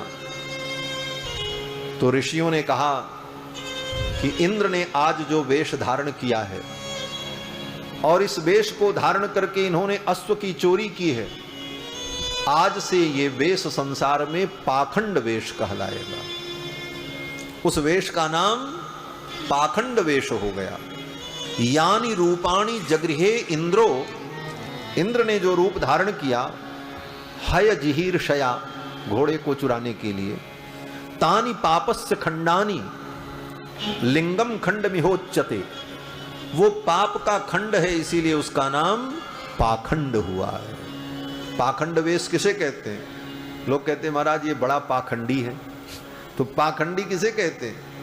बोले जिसकी कोई परंपरा न हो, कोई संप्रदाय न हो, कोई निश्चित रूप न हो, देखा देखी लाल पीला कपड़ा पहन लिया, कुछ भी तिलक लगा लिया, तिलक लगाया ऐसा, और माला पहना रुद्राक्ष की, हड्डी की। अब उसको पता ही नहीं है कि हर परंपरा और संप्रदाय के सिद्धांत में तिलक, माला, वेश सब निर्धारित है, और जो उस निर्धारण को न समझ करके कुछ भी कर ले तो वही पाखंड है। और ऐसे पाखंडी अक्सर देखने को मिल जाते हैं। पाखंड वेश बना करके वो अपने स्वार्थ की पूर्ति करते रहे। तो तानि पापस्य खंडानि लिंगम खंडमिहोच्यते एवं इंद्रे हरत्वस्यम वैन्य यज्ञ जिहांसया। फिर इंद्र से जीत करके उस घोड़े को लेकर के आए और अश्वमेध यज्ञ हुआ। उस अश्वमेध यज्ञ में भगवान प्रकट हुए।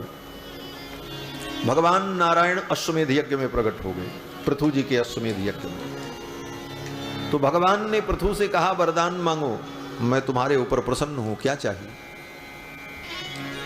यहां पर एक बड़ा गंभीर प्रश्न है कि पृथु भी भगवान के अवतार हैं और पृथु के यज्ञ में भगवान प्रकट हो गए, तो दो दो भगवान आमने सामने कैसे हैं? भगवान तो एक है। बोले भगवान तो एक ही है, लेकिन भगवान के अवतार जो होते हैं वो अलग अलग हैं। कुछ अवतार आवेशावतार होते हैं, कुछ भगवान के अंशावतार होते हैं और कुछ पूर्णावतार होते हैं। तो आवेशावतार जो होते हैं उस अवतार में किसी शरीर में एक आत्मा जो पहले से दिव्यात्मा विद्यमान है, उसी आत्मा में, उसी शरीर में परमात्मा की शक्ति का जब विशिष्ट संचार होता है किसी विशेष कार्य की सिद्धि के लिए, तो उसको भी अवतार मान लेते हैं। इसको आवेशावतार कहते हैं। जैसे पृथु जी महाराज हैं, वेदव्यास जी हैं, वेदव्यास जी को भी भगवान का अवतार माना जाता है। तो वेदव्यास जी के अंदर भगवान का आवेश केवल उतने दिनों के लिए था जब तक उनको 18 पुराण की रचना करनी थी। 18 पुराण की रचना और महाभारत की रचना के लिए भगवान का आवेश वेदव्यास जी के अंदर हुआ और उस कार्य को संपन्न करा करके भगवान का वो आवेश अंतर्हित हो गया। फिर तो वेदव्यास जी एक महर्षि। उसी प्रकार देवर्षि नारद हैं। नारद जी भी भगवान के अवतार माने जाते हैं, लेकिन नारद जी के अंदर 5 दिन 5 रात्रि तक भगवान का आवेश था। उसके बाद वो आवेश जब समाप्त हो गया तो नारद जी भगवान के भक्त हैं, आज भी भगवान का गुणगान करते हैं। उसी प्रकार ये पृथु भगवान जो हैं, इनके अंदर भी भगवान का आवेश केवल इसलिए था कि धर्म की स्थापना हो, पृथ्वी का विस्तार हो जाए, पृथ्वी सुव्यवस्थित हो जाए। इन सारे कार्यों के लिए भगवान का आवेश हुआ। वो कार्य जब संपन्न हो गया तो पृथु जी का वो आवेश चला गया। फिर तो पृथु जी भगवान के भक्त हैं और पृथु ने अनेक यज्ञ किया है। पृथु के यज्ञ में भगवान प्रकट हो गए और पृथु जी ने भगवान की स्तुति की। भगवान ने प्रसन्न होकर के कहा वरदान मांगो, क्या चाहिए? तो पृथु जी ने बड़ा विलक्षण वरदान मांगा। पृथु जी ने कहा, हे प्रभु, आप यही वरदान दे दीजिए कि मेरे कानों में 10,000 कान की शक्ति आ जाए। क्या मांगा? कि कानों में 10,000 कान की शक्ति आ गई। भगवान सोचने लगे, दुनिया में बहुत से भक्त हमको मिले, कोई मकान मांगता है, कोई दुकान मांगता है, ये तो बड़ा विचित्र भक्त है, ये 10,000 कान मांगता है। कहता 10,000 कान की शक्ति दे दो। भगवान ने पूछा, ये 10,000 कान की शक्ति लेकर के तुम क्या करो? तो पृथु ने कहा कि न काम ये नाथ तदप्यहम क्वचिन्न यत्र युष्मच्चरणाम्बुजासवः महत्तमांतर हृदयान मुखच्युतो विधत्स्व कर्णायुत एष मे वरः। मेरे कानों में 10,000 कान की शक्ति आ जाएगी तो मैं आपकी निरंतर कथा सुनता रहूंगा। इन 2 कानों से मैं आपकी कथा को सुनता हूं, फिर भी मुझे तृप्ति नहीं होती। 10,000 कान की शक्ति मिलेगी तो खूब हम आपकी कथा सुनेंगे। सोचो इस कथा की कितनी महिमा है कि पृथु जी महाराज ने भगवान की कथा सुनने के लिए 10,000 कान का वरदान मांगा, और हम अपने 2 कानों का भी उपयोग नहीं कर पा रहे हैं। और पृथु जी को अपने 2 कान से संतोष नहीं था। 10,000 कान हो जाए तो हमको भगवान की कथा सुने। और वास्तव में भगवान के चरित्र को सुनकर के तृप्त न होना ये बहुत बड़ा गुण है। भगवान की कथा सुनकर के हृदय में तृप्ति न हो तो समझ लो आप भगवान के भक्त हो। और जो भगवान की कथा सुनकर के तृप्त हो गया, उसे तृप्ति मिल गई कि अब तो हमने सुन लिया, आप क्या सुने? बोले वो इस रस को समझा ही नहीं। रामचरित जे सुनत अघाही, रामचरित जे सुनत अघाही, रस विशेष जाना तिन नाही, रस विशेष जाना तिन नाही, रामचरित जे सुनत अघाई, रामचरित जे सुनत अघाई। भगवान के चरित्र को जो अघा गया सुन करके, भगवान के चरित्र को सुन करके जो तृप्त हो गया, रस विशेष जाना तिन नाही, वो रस को समझा ही नहीं ये रस क्या है। और जिसके कान समुद्र के समान हो जाएं और भगवान की कथा नदी के समान हो जाए, जैसे नदियां समुद्र में जाती हैं लेकिन समुद्र में कभी बाढ़ नहीं आती, समुद्र कभी ओवरफ्लो नहीं होता, हजारों नदियां समुद्र में रोज गिरती हैं लेकिन समुद्र यथावत रहता है, उसी प्रकार जिसके कान समुद्र के समान हो जाएं, भगवान की कथा नदी के समान हो जाए और रोज ये कथा रूपी नदी हमारे कान रूपी समुद्र में आती रहे, फिर भी हमारे कान के अंदर बाढ़ ना आवे, कभी भी पानी बढ़े ना। बोले तब, बोले ऐसे जो श्रोता होते हैं उनके हृदय में भगवान निवास करते हैं महाराज, उनके हृदय में भगवान का आवास होता है। जिनके श्रवण समुद्र समाना, जिनके श्रवण समुद्र समाना, कथा तुम्हारी सुभग सरिनाना, कथा तुम्हारी सुभग सरिना, बरहि निरंतर होई न पूरे, बरहि निरंतर होई न पूरे, तिनके ही तुम कह गहरू, तिनके ही तुम कह गरूर, तिनके ही तुम कहीं गहरूर। जिनके श्रवण समुद्र समाना, कथा तुम्हारी सुभग सरिनाना, भरहि निरंतर हो ही न पूरे, तिनके ही तुम कह गृह रूरे। ये वाल्मीकि जी ने भगवान श्री राम से ही कहा है। चित्रकूट में राम जी ने पूछा हम कहाँ रहें, हमारे लिए कौन सा स्थान बढ़िया होगा जहां पर हम कुटी बनावें। तो वाल्मीकि जी ने हंसते हुए कहा महाराज आप कहां कहां रहते हो मैं बताऊं? तो भगवान ने कहा बताओ। वाल्मीकि जी ने कहा जिसके कान समुद्र के समान हो और जिस आपकी कथा सरिता के समान हो, और निरंतर जैसे सरिताएं समुद्र में जाती हैं फिर भी समुद्र कभी भरता नहीं, उसी प्रकार से जिसका हृदय आपकी कथा सुन करके कभी तृप्त न होता हो, ऐसे हृदय में आप निवास करते हो। पृथु जी का चरित्र बड़ा विस्तृत चरित्र है। एक दिन श्री पृथु जी महाराज के यहाँ घूमते घूमते भगवान सनत कुमार आए।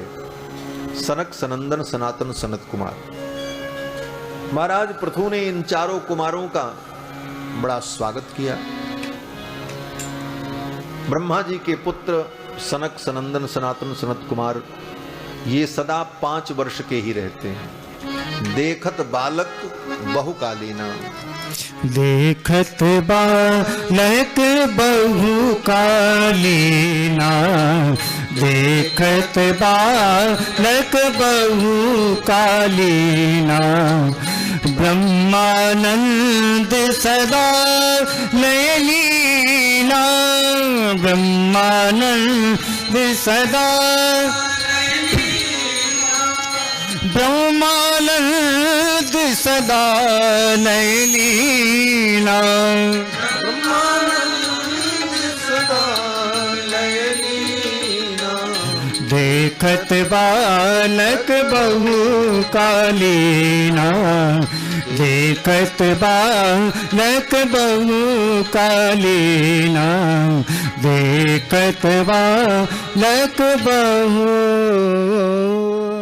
देखने में ये चारों बालक हैं लेकिन बड़े पुराने हैं महाराज। ब्रह्मा जी के पुत्र हैं, इनके बाद शंकर जी पैदा हुए हैं, बाकी सृष्टि बाद में हुई है, सबसे बड़े हैं। ये चारों भाई घूमते हुए आ गए। महाराज पृथु ने इनका स्वागत किया और स्वागत करने के बाद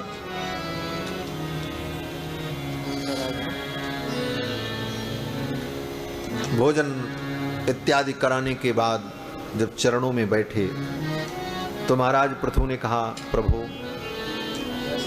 आपका स्वागत है।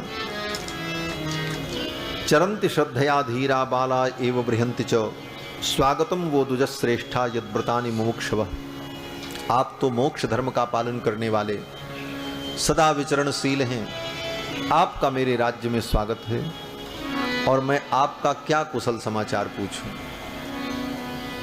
पृथु जी ने बड़ी अच्छी बात कही।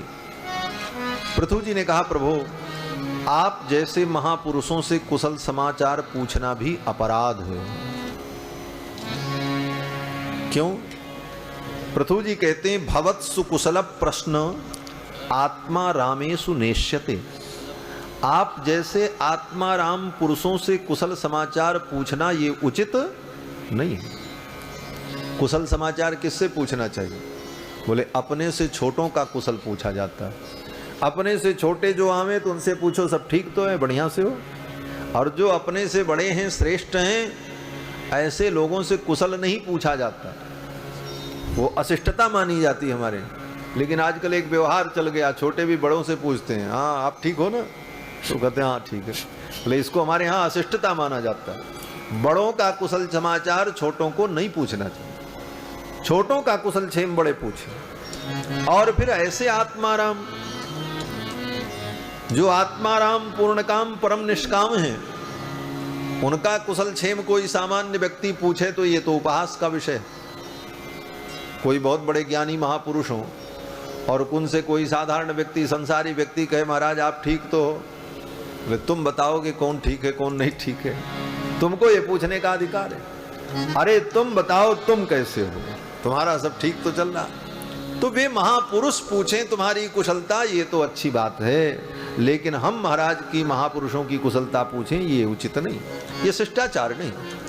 पृथु जी ने कहा, भवत्सु कुशल प्रश्न आत्मा रामे सुनेष्यते। आप जैसे आत्मा राम पुरुषों से कुशल समाचार पूछना ये उचित नहीं। क्यों? बोले आपकी दृष्टि में कुशल अकुशल सब बराबर है।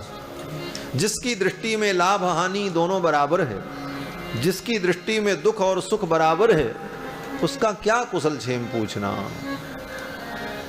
तब बोले तो सनकादिकों ने राजा से ही कुशल पूछा। सनकादिकों ने महाराज पृथु से कुशल समाचार पूछा और फिर महाराज पृथु ने सनत कुमार से कहा, हे प्रभु आप मेरी शंका का समाधान करें। बोले क्या शंका? पृथु जी ने कहा, महाराज इस संसार में जन्म लेने का फल क्या है, और इस संसार में जन्म लेकर के मनुष्य को करना क्या चाहिए? यही प्रश्न पूछा पृथु ने सनत कुमार से। तो सनत कुमार ने उत्तर दिया, साधु पृष्ठम महाराज। हे राजन, तुमने बहुत सुंदर प्रश्न किया है। सर्वभूत हितात्मना, तुम्हारे इस प्रश्न से समस्त प्राणियों का हित होगा। और सुनो, इस संसार में जन्म लेकर के एक ही काम करना चाहिए, संगम खल साधु नाम, सज्जनों का संग करना चाहिए। बस सज्जनों का संग करोगे, सत्संग करोगे, बस एक काम करना है। क्या बोले? सज्जनों का, संतों का संग करो। बाकी आगे क्या करना है? बोले आपको सोचने की जरूरत नहीं पड़ेगी, सत्संग ही आपसे सब कुछ करा लेगा। आपको क्या करना है ये आपको तय करने की जरूरत नहीं पड़ेगी। इसीलिए कहा, संतों के संग लगोगे तो बिगड़ी बन जाएगी। महाराज कबीरदास जी कहते हैं, संतन के संग लाग रे तेरी अच्छी बनेगी। संतन के संग लाग रे तेरी अच्छी बनेगी। संतन के संग लाग रे तेरी अच्छी बनेगी।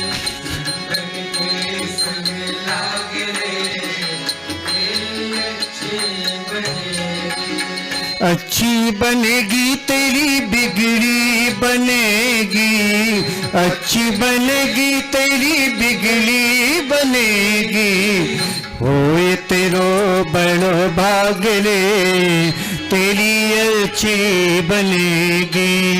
होए तेरो बड़ भाग रे तेरी अच्छी बनेगी। संतन के संग लाग रे तेरी अच्छी बनेगी। संतन के संग लाग रे तेरी अच्छी बनेगी। संतन संग करे पुण्य कमाई। संतन संग करे पुण्य कमाई। संतन संग करे पुण्य कमाई। संतन संग करे पुण्य कमाई। राम चरण अनुराग रे तेरी अच्छी बनेगी।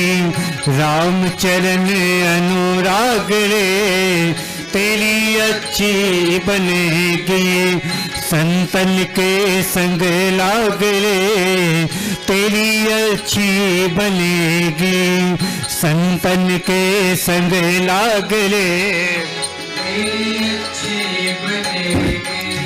ध्रुव जी की बन गई, प्रहलाद जी की बन गई। ध्रुव जी की बन गई, प्रहलाद जी की बन गई। ध्रुव जी की बन गई, प्रहलाद जी की बन गई। ध्रुव जी की बन गई, प्रहलाद जी की बन गई। ध्रुव जी की बन गई, प्रहलाद जी की बन गई। ध्रुव जी की बन गई, प्रहलाद जी की बन गई। हरि सुमिरन में लाग रे तेरी अच्छी बनेगी। हरि सुमिरन में लाग रे तेरी अच्छी बनेगी। संतन के संग लाग रे तेरी अच्छी बनेगी। संतन के संग लाग रे तेरी अच्छी बनेगी। कागा से तोए हंस करेंगे। कागा से तोए हंस करेंगे। कागा से तोए हंस करेंगे। कागा से तोए हंस करेंगे। मिट जाए उरे के दाग रे तेरी अच्छी बनेगी। मिट जाए उरे के दाग रे तेरी अच्छी बनेगी। संतन के संग लाग रे तेरी अच्छी बनेगी। संतन के संग लाग रे तेरी अच्छी बनेगी।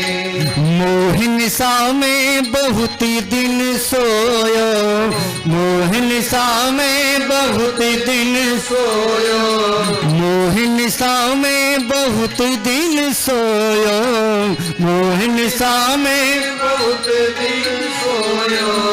जाग सके तो जाग रे तेरी अच्छी बनेगी, जाग सके तो जाग रे तेरी अच्छी बनेगी। संतन के संग लाग रे तेरी अच्छी बनेगी, संतन के संग लाग रे तेरी अच्छी बनेगी। सुत बित नारी तीन आशाएं, सुत बित नारी तीन आशाएं, सुत बित नारी तीन आशाएं, सुत बित नारी तीन आशाएं। त्याग सके तो त्याग रे तेरी अच्छी बनेगी, त्याग सके तो त्याग रे तेरी अच्छी बनेगी। संतन के संग लाग रे तेरी अच्छी बनेगी, संतन के संग लाग रे तेरी अच्छी बनेगी। कहत कबीर राम सुमिरन में, कहत कबीर राम सुमिरन में, राम सुमिरन में, राम सुमिरन में, सुमिरन में, राम सुमिरन में।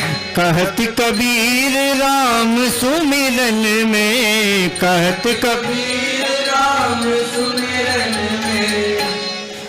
पाग सके तो पागले तेरी अच्छी बनेगी, पाग सके तो पागले तेरी अच्छी बनेगी।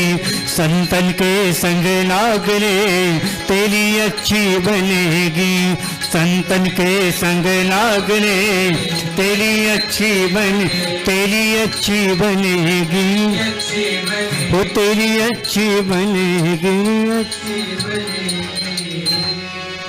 पृथु जी महाराज के पूछने पर सनकादिकों ने सत्संग की महिमा बताई और इसके बाद कथा आती है कि पृथु के वंश में ही आगे चल करके महाराज प्राचीन बरही नाम के राजा हुए, जिनकी कर्म में बड़ी निष्ठा थी। देवर्षि नारद ने आकर के उनको भक्ति का उपदेश किया और कर्म निष्ठा से विरत होकर भगवत भक्ति की निष्ठा से युक्त होकर के प्राचीन बरही राजा ने आत्म कल्याण किया। प्राचीन बरही राजा की कथा भी बड़ी विस्तृत कथा है। भागवत की कथा तो बहुत है महाराज, केवल नाम बताते चलें कि ये राजा हुए, ये इनके, इसी में सारा समय बीत जाए। लेकिन प्रसंग में जो रहस्य की बातें हैं उनकी चर्चा महत्वपूर्ण है, उसे श्रवण करना चाहिए। प्राचीन बरही राजा की कथा में महत्वपूर्ण बात यह है कि प्राचीन बरही राजा बहुत बड़ा याज्ञिक था, बहुत कर्मनिष्ठा थी उसकी, बड़े बड़े यज्ञों को उसने किया। नारद जी आए और नारद जी ने कहा इन कर्मों के द्वारा केवल अंतःकरण का प्रक्षालन होता है, और अंतःकरण का प्रक्षालन हो जाने पर हृदय में भक्ति दृढ़ हो तब जीव का कल्याण होता है। और नारद जी ने प्राचीन बरही राजा को भक्ति का उपदेश देकर कर्म से विरत किया और फिर प्राचीन बरही राजा ने नारद जी के बताए हुए मार्ग पर चलकर तप के द्वारा, भगवत भक्ति के द्वारा भगवान को प्राप्त किया, परम गति को प्राप्त किया। फिर आगे श्री सुखदेव जी महाराज ने राजा परीक्षित को मनु जी के दूसरे पुत्र प्रियव्रत के वंश का वर्णन किया।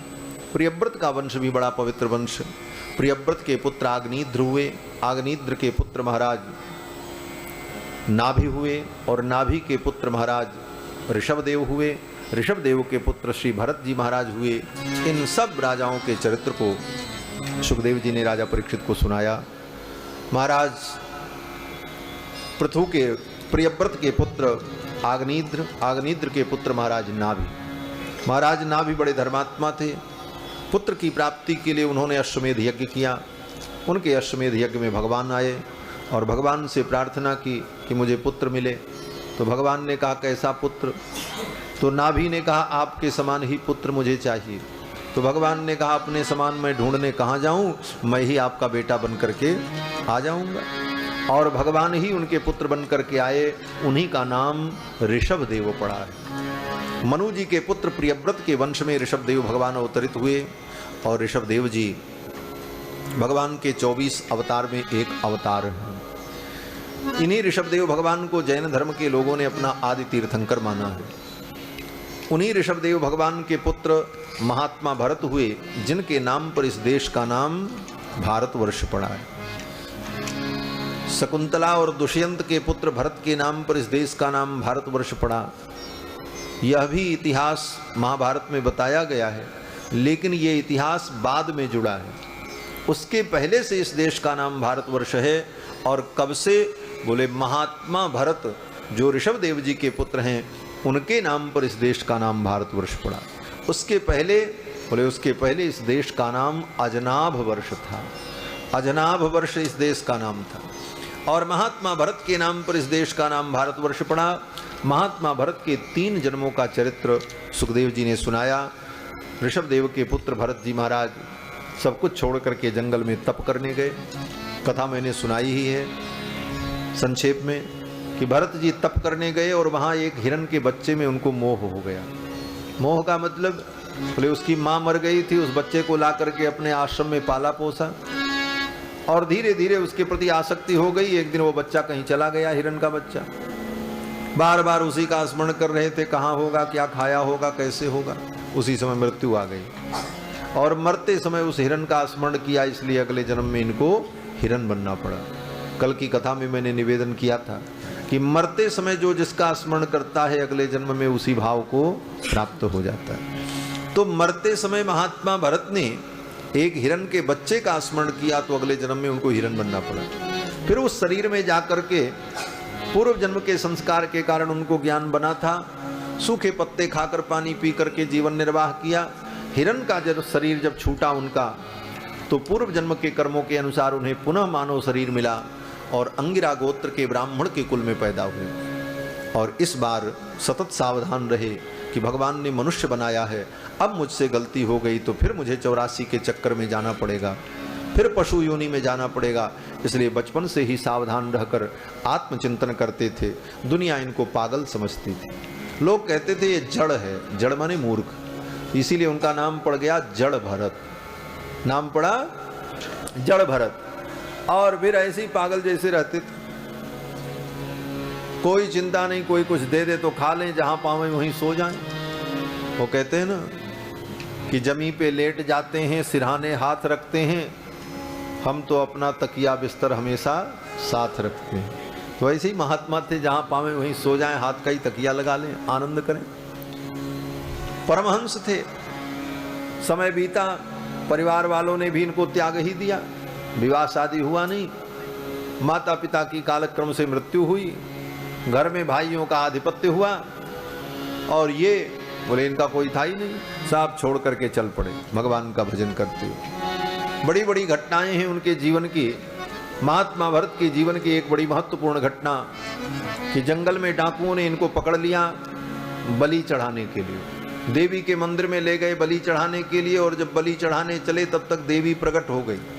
देवी की प्रतिमा खंडित हो गई और देवी ने प्रकट होकर के डाकू को ही मार दिया।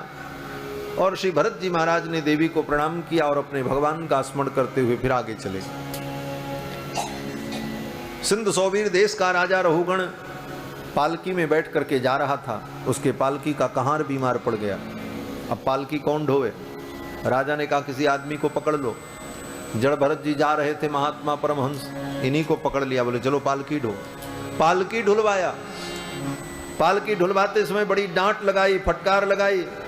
बोले जानते नहीं हो मैं राजा हूं, करो मिते चिकित्साम दंड पाणी रिव, मैं तुम्हारी ऐसी चिकित्सा करूंगा कि तुम सुधर जाओगे। अपने राजा के रुतबे में बोला रहुगण। जब बार बार बोलने लगा तो जड़ भरत जी ने कहा राजन तुम मुझे कैसे मारोगे? तुम भी आत्मरूप हो, मैं भी आत्मरूप हूं। शरीर तो पहले से ही मरा हुआ है, शरीर शरीर को क्या मारेगा? तो तुम मुझे क्या दंड दोगे, कैसी मेरी चिकित्सा करोगे, ये मैं जानना चाहता हूं। राजा तो चौंक गया, अरे ये तो कोई ज्ञानी पुरुष लगते हैं। तब तक राजा की दृष्टि महात्मा के कंधे पर पड़े हुए यज्ञोपवीत पर गई, जनेऊ पर। राजा ने कहा, महाराज बिभर्ष सूत्रम कतमो वधूतः, आपके कंधे पर यज्ञोपवीत है, आप ब्राह्मण लगते हैं और तपोनिष्ठ ब्राह्मण हैं। अब तो मुझे डर लग रहा है। जड़ भरत जी ने कहा, क्यों डर रहे हो, तुम राजा हो, तुम्हारे पास शस्त्र बल, जन बल, धन बल, सैन्य बल, संगठन बल, सब प्रकार के बल तुम्हारे पास, और मुझ निर्बल से, निहत्थे से क्यों डर रहे हो। तो राजा रहुगण ने कहा, हे विप्र, मैं इंद्र के वज्र से भी नहीं डरता हूं, मैं यमराज के काल दंड से भी नहीं डरता हूं, भगवान शंकर के त्रिशूल से भी मुझे डर नहीं लगता। मुझे अगर डर लगता है तो केवल एक बात से, कि मेरे द्वारा किसी संत और किसी ब्राह्मण का अपमान न हो जाए, क्योंकि संत ब्राह्मण का अपमान यमराज के काल दंड से भी ज्यादा भयानक है। ऐसा ज्ञानी था वो राजा, सत्संगी राजा था। राजा रहुगण ने कहा, महाराज आप संत हैं, मेरे द्वारा अगर आपका अपमान हो गया तो ये अपराध यमराज के काल दंड से भी ज्यादा भयानक होगा। भृशम छंके भृशम ब्रह्मकुलावमानात्, मेरे द्वारा किसी ब्रह्मकुल में उत्पन्न ज्ञानी पुरुष का अपमान हो जाए, ये मेरे लिए भयानक होगा। चरणों में गिर पड़ा। उसकी श्रद्धा को देख करके जड़ भरत जी प्रसन्न हो गए, और फिर जड़ भरत ने राजा रहुगण को तत्व का उपदेश किया है। जड़ भरत जी के द्वारा तत्व का उपदेश प्राप्त करके राजा रहुगण प्रसन्न होकर के अपने नगर को चला गया।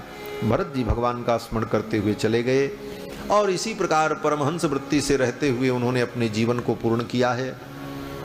भरत जी के इस चरित्र का वर्णन सुखदेव जी ने राजा परीक्षित को सुनाया।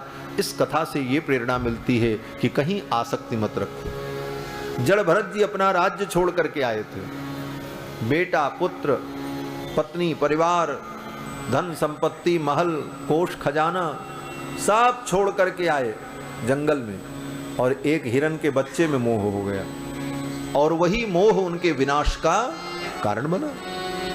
फिर उनको जन्म लेना पड़ा, पशु बनना पड़ा। तो कहीं भी अगर हमारा मोह होगा तो वह मोह हमारे दुख का कारण बनेगा। मोह सकल व्याधिन कर मूला, तेहि ते पुनि उपजहि बहु शूला। मोह से ही सारे शूल उत्पन्न होते हैं। प्रेम तो सबसे करो, लेकिन मोह कहीं मत करो। संसार में हर व्यक्ति से प्रेम करो, सबके प्रति सद्भाव रखो, सबका सहयोग करो, सबकी सेवा करो, लेकिन मोह कहीं मत करो। मोह होगा तो वह मोह ही दुख का कारण बनेगा। इन सारी कथाओं को सुखदेव जी ने राजा परीक्षित को सुनाया। इसके बाद भूगोल का वर्णन किया है, 7 द्वीप वाली पृथ्वी का वर्णन, 7 समुद्र का वर्णन, अनेक लोकों का वर्णन, 9 वर्ष भारत में जो है इन 9 वर्षों का वर्णन। इसके बाद 21 प्रकार के नरक का वर्णन, कौन नरक कहाँ है, कौन सा पाप करने पर कौन से नरक की प्राप्ति होती है, ये सब वर्णन करके सुखदेव जी ने राजा परीक्षित को सुनाया। नरक का भय देखकर, नरक की यातनाओं को सुनकर के महाराज परीक्षित जब डर गए कि इन पापों से बचने का उपाय क्या है, तो सुखदेव जी ने अजामिलोपाख्यान सुनाया। सुखदेव जी कहते हैं, अजामिल बहुत बड़ा पापी था, लेकिन भगवान नाम का आश्रय लेकर भगवान का नाम संकीर्तन करके वो समस्त पापों से मुक्त हो गया और उसे परम धाम की प्राप्ति हो गई। बुला रहा था अपने बेटे को नारायण नारायण, और भगवान के पार्षद उसकी रक्षा करने के लिए आए, क्योंकि भगवान का नाम बड़ा उदार है। आप प्रेम से लो, चाहे बिना प्रेम से, कैसे भी भगवान का नाम लोगे तो भगवान का नाम आपका कल्याण कर देगा। भाय कुभाय अनख आलसहु, नाम जपत मंगल दिश दशहु। भाव से कुभाव से कैसे भी नाम लिया जाए तो भगवान का नाम जीव का मंगल करता है। इन सारे चरित्रों को सुखदेव जी ने राजा परीक्षित को सुनाया है। तो आगे की चर्चा हम लोग कल के सत्र में करेंगे। आज के सत्र का यहीं पर विराम करते हैं।